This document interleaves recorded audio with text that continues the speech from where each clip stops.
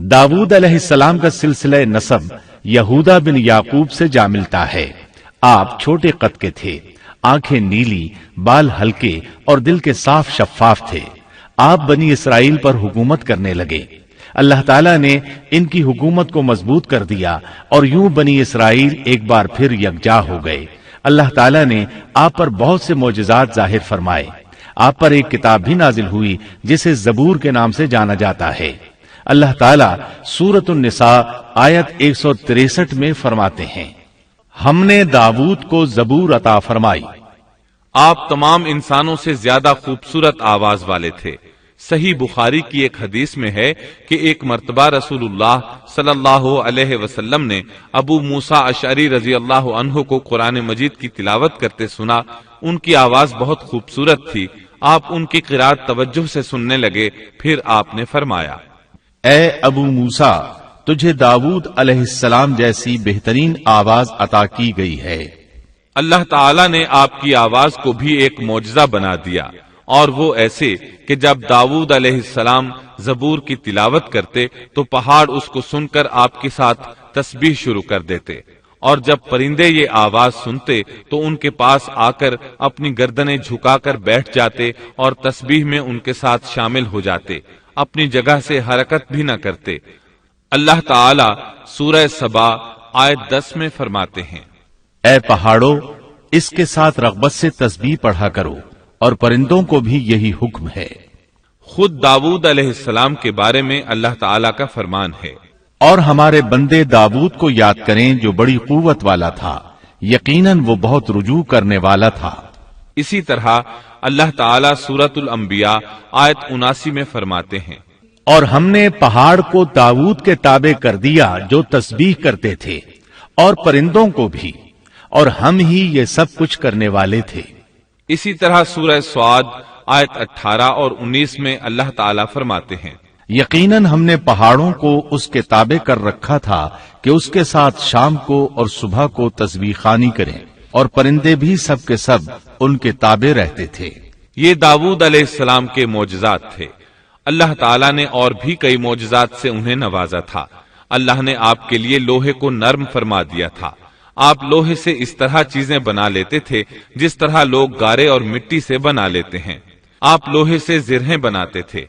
नूह अलैहिस्सलाम से पहले भी जिरहें होती थीं, लेकिन वो तख्तियों की मानंद होती थीं। उनको सीने और कमर की तरफ लटका लिया जाता था, लेकिन उनका बोझ बहुत होता था। आपने लोहे की कड़ियां और दायरे बनाकर उनको खास अंदाज में जोड़ जोड़ कर जिरहें तैयार की। ये बहुत हल्का लिबास था और पूरे जिस्म को दुश्मन के वार से महफूज रखता था। अल्लाह ताला सूरह सबा आयत 10 और 11 में फरमाते हैं, और हमने उसके लिए लोहा नर्म कर दिया कि तू पूरी पूरी जिरहें बना और जोड़ों में अंदाजा रख। तुम सब नेक काम किया करो, यकीन मानो कि मैं तुम्हारे आमाल देख रहा हूं। इन आयात में अल्लाह ताला फरमाते हैं कि दाऊद अलैहिस्सलाम को हमने हुक्म दिया कि जिरहें लोगों के लिए निहायत मौजू होनी चाहिए। उनकी कड़ियों को बड़े मुनासिब अंदाज में जोड़ना, न इस कदर मोटी हो कि उनका वजन बढ़ जाए, न इस कदर पतली कि जल्द कट जाएं और अपना मकसद पूरा न कर सकें।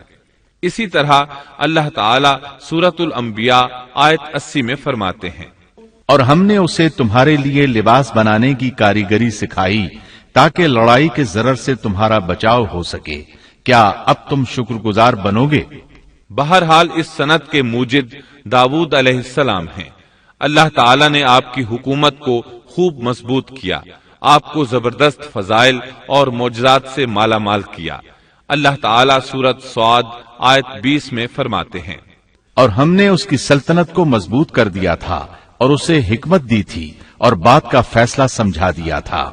आप लोगों के दरमियान निहायत आदिलाना फैसले फरमाते थे।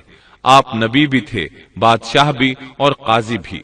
आपकी हुकूमत के मुतालिक कई अहकामात नाजिल हुए। इनमें से कुरान मजीद में एक हुक्म अजीब अंदाज से आया है। हुआ यूं कि आपने इबादत और अदालत के लिए औकात मुकर्रर कर रखे थे। इबादत के लिए एक जगह बनवा रखी थी। दिन में फैसले करते, रात को इबादत। जब इबादत करते तो किसी को उनके पास आने की इजाजत नहीं थी। एक रोज ऐसा हुआ कि 2 आदमी बगैर इजाजत अंदर आ गए। दरवाजा बंद था, لیکن وہ دیوار پھاند کر اندر آ گئے۔ آپ ڈر گئے کہ کہیں حملہ آور نہ ہو۔ اللہ تعالیٰ سورۃ صاد آیت 21 اور 22 میں فرماتے ہیں، اور کیا تجھے جھگڑا کرنے والوں کی بھی خبر ملی جبکہ وہ دیوار پھاند کر محراب میں آ گئے؟ جب یہ داؤد کے پاس پہنچے تو وہ ان سے ڈر گئے۔ وہ کہنے لگے، خوف نہ کیجیے، ہم مقدمہ کے 2 فریق ہیں، ہم میں سے ایک نے دوسرے پر زیادتی کی ہے، لہذا آپ ہمارے درمیان حق کے ساتھ فیصلہ کر دیجیے اور ناانصافی نہ کیجیے اور ہمیں سیدھی راہ بتا دیجیے۔ داؤد علیہ السلام نے فرمایا، بتاؤ تمہارا کیا مسئلہ ہے؟ ان میں سے ایک نے کہا، یہ میرا بھائی ہے، اس کے پاس 99 دمبیاں ہیں اور میرے پاس ایک ہی دمبی ہے، لیکن یہ مجھ سے کہہ رہا ہے کہ اپنی یہ ایک بھی مجھے دے دے اور مجھ پر بات میں بڑی سختی برتتا ہے۔ اس آیت کی تفسیر میں ہے کہ ایک دمبی والے بھائی نے کہا، یہ میرا بھائی بہت چالاک ہے، برے طریقے سے بات کرتا ہے، کہتا ہے کہ میری دمبیاں چرنے جاتی ہیں تو اس اپنی ایک دمبی کو بھی ان کے ساتھ بھیج دیا کرو۔ جب میری دمبی اس کی دمبیوں کے ساتھ آنے جانے لگ گئی تو اب یہ کہتا ہے کہ یہ بھی میری ہے، اب میں خالی ہاتھ ہوں۔ اس طرح میں اس کے ظلم کا نشانہ بن چکا ہوں۔ داؤد علیہ السلام نے فوراً کہا، اس کا اپنی دمبیوں کے ساتھ تیری ایک دمبی ملا لینے کا سوال واقعی تیرے اوپر ایک ظلم ہے، اور اکثر حصے دار اور شریک ایسے ہی ہوتے ہیں کہ ایک دوسرے پر ظلم کرتے ہیں، سوائے ان لوگوں کے جو ایمان لائے اور جنہوں نے نیک عمل کیے، اور ایسے لوگ بہت ہی کم ہیں۔ داؤد علیہ السلام نے دوسرے بھائی کی بات سنے بغیر ہی اسے ظالم ٹھہرا دیا۔ آپ کا فیصلہ سنتے ہی دوسرا بول اٹھا، آپ نے میری بات تو سنی ہی نہیں اور فیصلہ دے دیا، پہلے آپ میری بات تو سنتے۔ داؤد علیہ السلام فوراً بھانپ گئے کہ ان سے غلطی ہوئی ہے اور سمجھ گئے کہ یہ اللہ تعالیٰ کی طرف سے آزمائش ہے۔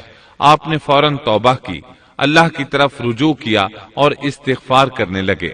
اور داؤد سمجھ گئے کہ ہم نے انہیں آزمایا ہے، پھر تو اپنے رب سے استغفار کرنے لگے اور عاجزی کرتے ہوئے سجدے میں گر پڑے اور پوری طرح رجوع کیا۔ پس ہم نے بھی ان کا وہ قصور معاف کر دیا، یقیناً وہ ہمارے نزدیک بڑے مرتبے والے اور بہت اچھے ٹھکانے والے ہیں۔ اس کے بعد اللہ تعالیٰ سورۃ صاد آیت 26 میں فرماتے ہیں، اے داؤد، ہم نے تمہیں زمین میں خلیفہ بنا دیا، تم لوگوں کے درمیان حق کے ساتھ فیصلہ کیا کرو اور اپنی نفسانی خواہش کی پیروی نہ کرو، ورنہ وہ تمہیں اللہ کی راہ سے بھٹکا دے گی۔ یقیناً جو لوگ اللہ کی راہ سے بھٹک جاتے ہیں ان کے لیے سخت عذاب ہے، اس لیے کہ انہوں نے حساب کے دن کو بھلا دیا ہے۔ اس طرح داؤد علیہ السلام اللہ تعالیٰ کے اس فرمان کے مطابق فیصلے کرنے لگے۔ اللہ کے ہاں ان کا احترام اور اکرام اور بڑھ گیا۔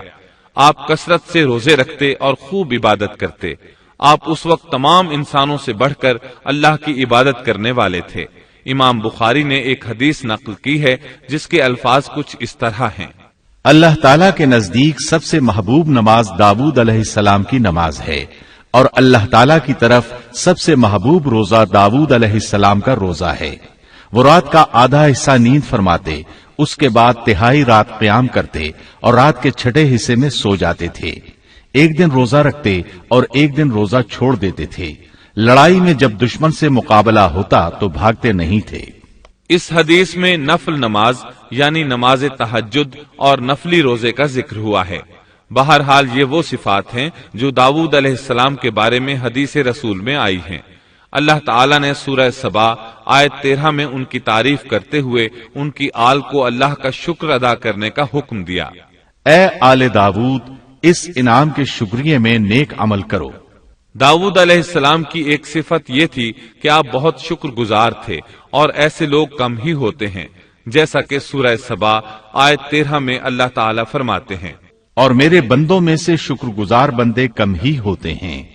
داؤد علیہ السلام میں جیسے دیگر بہت سی خوبیاں تھیں، وہاں ایک بہت عظیم خوبی یہ بھی تھی کہ وہ ایک بادشاہ ہونے کے باوجود ایک درہم بھی سلطنت کے بیت المال سے نہیں لیتے تھے۔ اپنا اور اپنے اہل و عیال کا بوجھ خود اٹھاتے تھے، اور اپنی محنت اور ہاتھ کی کمائی سے حلال روزی حاصل کر کے اپنے اہل و عیال کو کھلاتے تھے۔ داؤد علیہ السلام کی اس عظیم صفت کو نبی کریم صلی اللہ علیہ وسلم نے یوں بیان کیا ہے، صحیح بخاری میں ہے، کسی انسان نے اس شخص سے بہتر روزی نہیں کھائی جو خود اپنے ہاتھ سے کما کر کھاتا ہے۔ اللہ کے نبی داؤد علیہ السلام بھی اپنے ہاتھ سے کام کر کے روزی کھایا کرتے تھے۔ بعض مفسرین بیان کرتے ہیں کہ داؤد علیہ السلام دعا مانگا کرتے تھے کہ اے میرے اللہ، کوئی ایسی صورت پیدا کر دے کہ میرے لیے ہاتھ کی کمائی آسان ہو جائے، کیونکہ میں بیت المال پر اپنا بوجھ نہیں ڈالنا چاہتا۔ تو اللہ تعالیٰ نے آپ کی اس خواہش کو اس فضیلت کے ساتھ قبول فرمایا کہ ان کے ہاتھ میں لوہے کو موم کی طرح نرم کر دیا، جس سے وہ زرہیں بناتے اور انہیں فروخت کر کے اپنے اہل و عیال کی کفالت کرتے۔ داؤد علیہ السلام نے کتنی عمر مبارک پائی، اس میں اختلاف ہے، چنانچہ اس کے متعلق مورخین کے اقوال کے علاوہ کوئی مستند بات نہیں ملتی۔ عبداللہ بن عباس رضی اللہ عنہما فرماتے ہیں کہ داؤد علیہ السلام کی وفات ہفتے کے دن اچانک ہوئی۔ وہ ہفتے کے دن مقررہ عبادت میں مشغول تھے اور پرندے قطارے باندھے ان پر سایہ فگن تھے کہ اچانک اس حالت میں ان کا انتقال ہو گیا۔ اس کے بعد آپ کے فرزند ارجمند نے امور سلطنت کو سنبھال لیا۔ یہ سلیمان علیہ السلام تھے۔